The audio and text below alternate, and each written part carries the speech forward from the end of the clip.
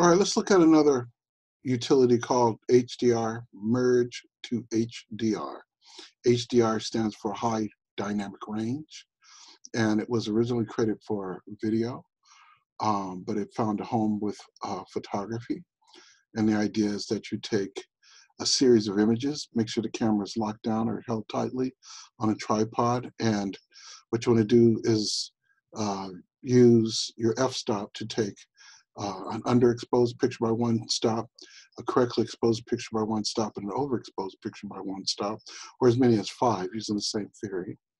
And then what this does is it takes those 3 images, combines them into one, and gives you a high dynamic range, which allows for an incredible amount of latitude for the range of color, luminosity, chroma, etc. inside the picture.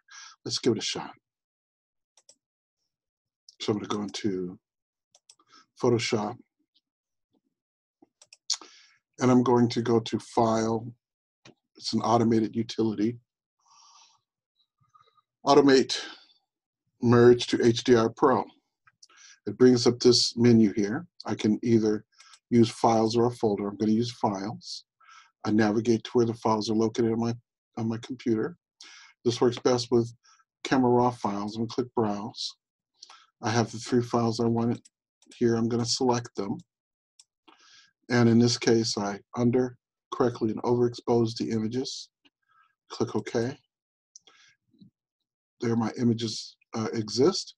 Attempt to automatically align source images. So if there's any kind of shaking, this will correct that, fix that, help that. We're going to click OK. It's going to import the images into the HDR utility, which is almost like a separate application in Photoshop. It's doing its calculations. It's taking the 3 images and it's mashing them together. And then it drops us into the HDR application. So if you look up here, I can adjust the radius and the glow, the radius and strength of the glow. I can adjust the gamma, that's the lightness and darkness, exposures, lightness and darkness of the image. I can adjust the shadow, the depth, the height.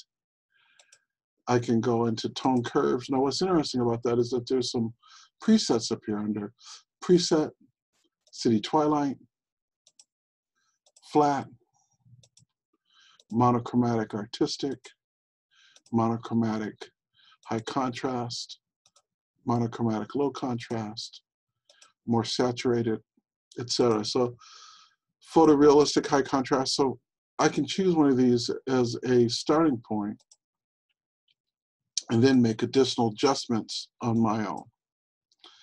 And I've got this very interesting looking image. So you've probably seen HDR images, and I know I did before I knew what it meant, and marveled at exactly what was happening inside the image.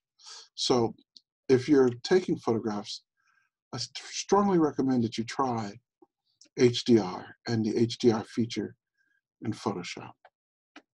We'll click OK. It's going to merge the images and drop them into Photoshop.